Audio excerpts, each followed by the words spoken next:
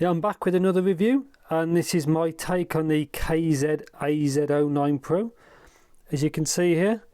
So as of this video, they've released maybe 4 of these adapters fairly recently. You've got the AZ09, you've got the Pro, which is obviously the one here, you've got the AZ10, and then the CCA BTX.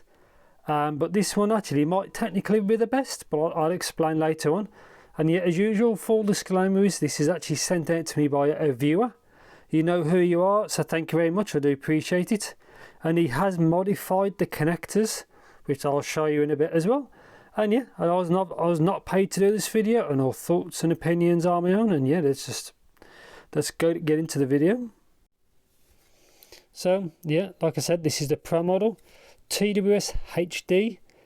I don't know why they put that, but this can actually support AptX Adaptive, which is very important, because on the advertisement material it states SBC, AAC and AptX, which is fine, but it's got the QCC 3040 chipset in it, which does AptX Adaptive, and this can do AptX Adaptive according to my phone, and the Bluetooth adapter I reviewed before this. So yeah, this does AptX Adaptive, so which is quite a pleasant surprise, especially for the price. I think it's just under £30, which is quite good value. C-type connector, that's a negative with this, which is a reason why the owner of these modified it. Yeah, obviously I get to in a bit. Bluetooth 5.2 because of the chipset. Range 15 meters. Again, I had no issues. Headphone weight 4.9 grams. Case weight 85 grams. 800 milliamp hours of the case. The problem is the case is big, which I'll show you in a bit. So there's information about the earhook design, AptX Advanced. It should say there must be a reason why they didn't list it with adaptive, but Bluetooth 5.2 and the battery information there, and that's it. So yeah, big case.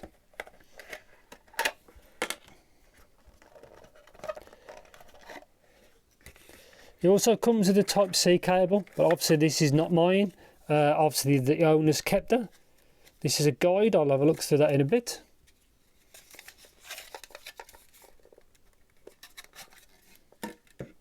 So big case, nothing on the bottom, nothing on the back, front, charging on the side.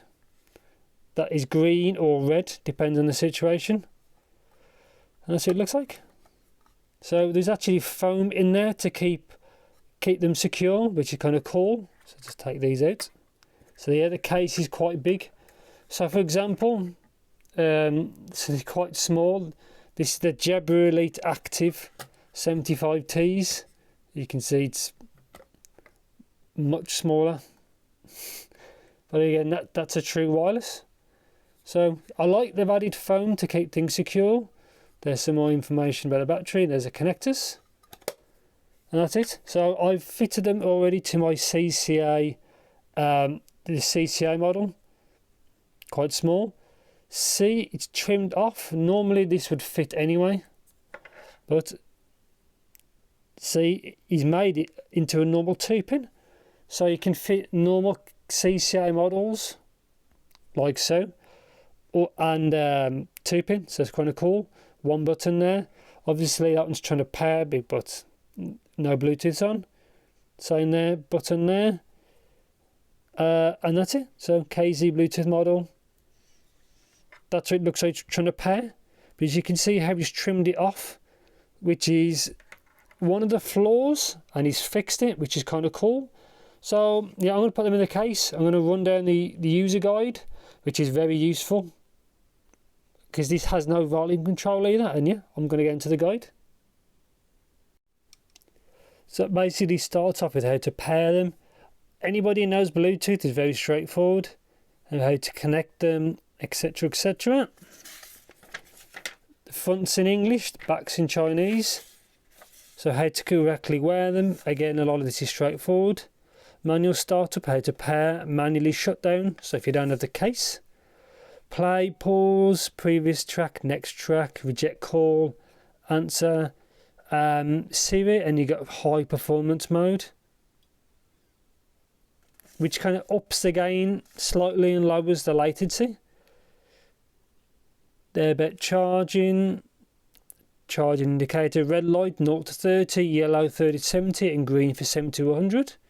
Charging of the charging cabin, as in the case, single use. So these actually work individually, so they both connect as masters, which is very useful. Clearing of pairing information, so if they're being really weird, or if you want to just purge the pairing from there, you can do that. Information if you have any issues, and yeah, that's it. So a lot of information there, but it's very useful. Just basically the controls is very useful. Again, there's no volume control, which is a bit of a shame, but at least you can change it on the phone. So yeah, so let's just get on to the review. So yeah, so finally on to the review part of the AZ09 Pro, which is probably the better variant. I think the newer versions of this only have AptX. This is kind of the stealth kind of, I think, winner in a way. So let's get to Bluetooth kind of stability and kind of how it works really. So it uses Bluetooth 5.2 as I said. It's got QCC 3040 Qualcomm chipset, which allows AptX Adaptive, which, like I said before, it has, which is I like that. It's very useful. It's also more flexible than how AptX works. It's kind of between AptX HD and low latency in how it works. Like again, it's got a higher bit rate than AptX. To me, it's a superior codec, and I do like how it works. I'm glad it's got it. I don't know why they didn't add it in any promotion material. There must be a reason why. I don't know, but it's got it, so it's a positive. So let's go on to like noise floor, which is why I've bought out some different items here.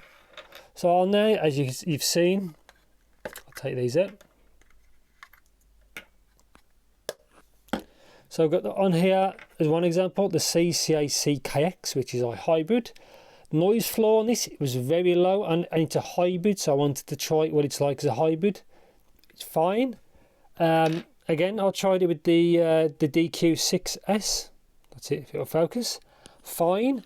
Now, one I really want to try was something quite sensitive. So here is the GS Audio GT12X, and as you can see, it's an all BA unit.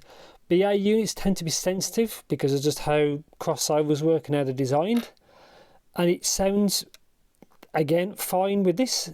The noise floor or hiss is very low, and I found it easily acceptable for the 12X. It's not perfect. You know, it is there, but it is very quiet. I wouldn't say it's inaudible, but it is there. It's very quiet. It's easily more acceptable for like the £30 kind of price that this is. It's better than the TRN models. I think this would only get beaten with the Theo make a UT-WS5, which is to compete against that, and it is much more expensive. So bear that in mind. So yeah, I was happy with the noise floor, and I include sound quality. Sound quality as well was very good. I think helps with the extra bit rates that Adaptive has. The line between a wired IEM and wireless is getting so close. Like, just that's my opinion. But the sound quality I was very, very happy with. Latency. Now there's a high performance mode. I tried it once, and it lowers the latency. It seems to work okay. I didn't try anything competitive, so that's up to you to try. But it did work. It did improve it, but my usual use case for this was like media consumption, and Android fixes the delay anyway. And well, for like YouTube, for example, it fixes the delay. And for music, which the latency doesn't matter, I was quite happy with it. So next is like Bluetooth compression. So in other words, artifacting. So what do these sound like? They're probably one of the best I've tried, because again, you've got a higher bit rate. You know, there's less compression happening over Bluetooth. I was very happy with it. Overall, these are I do like these a lot. There's two negatives, which I'll get to at the end, which let it down. One you can fix and one you can't, but I'll explain that in a bit. So Bluetooth range, it says 15 meters. I did at least 10. I had no issues. It seems to be, from my use case, it was rock solid stability. Again, very good product compared to their older Bluetooth. So let's talk about power output. So all these here are easy to power. These are easy to power. I had no issues with power output. Now, I don't have any really hard things to power, like 2 pins, apart from planar.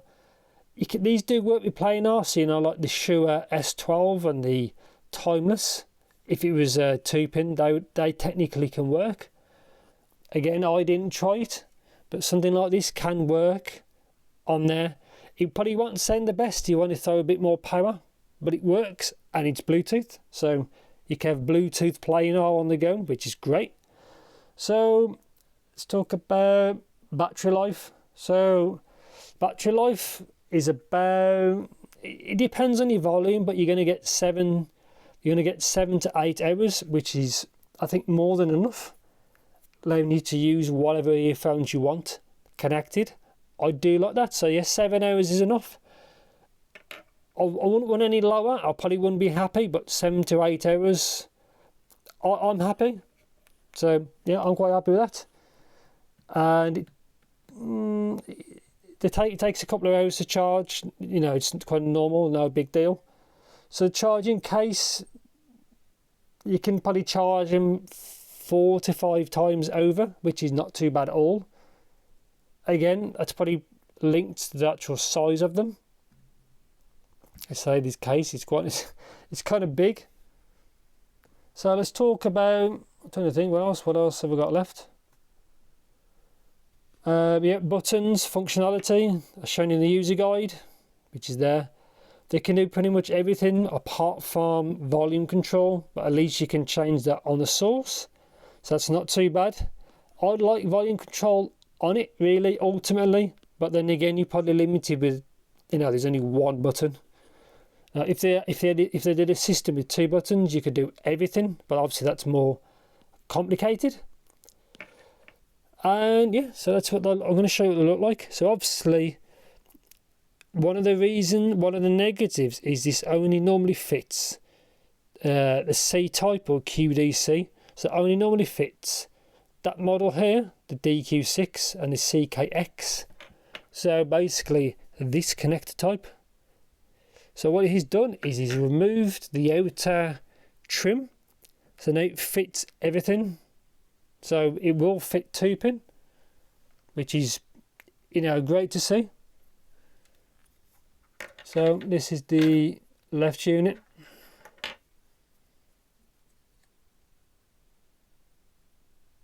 There you go. Bluetooth planar. And it fits it quite well. Fits it really well, as you can see.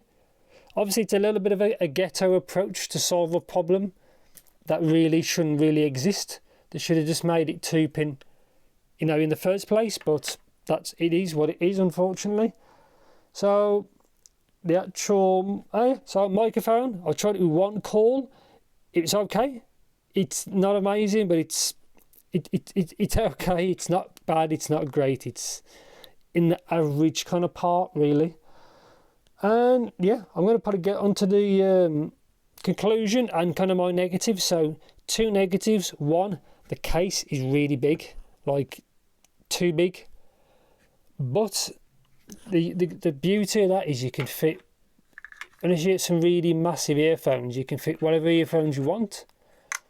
Plus they can charge them, 4 or 5 times over. So I can't really complain.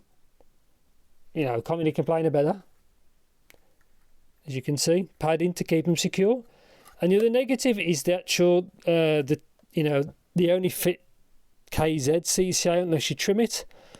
Bit of a shame, but unless they release a new model that has all this, maybe a bit of a smaller case and 2 pin, that'd be really, really good for the price. But yeah, it's got good battery life, good power, signal strength, sound, noise floor, latency. They're very, very good overall. It's just a shame that the case is so big and the connector, but obviously you can modify that like the owner did. But I do like overall what they do. I think they're very, very good. They're much better than they used to be, and they're probably better than the TRN models, really. And they can act both as masters as well, which is really good. So overall, I do like this. They're not perfect. It's really close to being close to perfection, but this is far too big. I have small hands, and it's look how big the case is, and obviously the connector. But I'm happy it works great, and it's good that it got adaptive, and it works. So like I said, it works perfect with the adapter I've reviewed before this. And yeah, not much to say really. It does exactly as intended, and it's actually quite good, because KZ have done some hit and miss products, but this is actually it's a good one. So yeah, anything in particular you want to know, just let me know in the comments as per usual. And yeah, thanks for watching.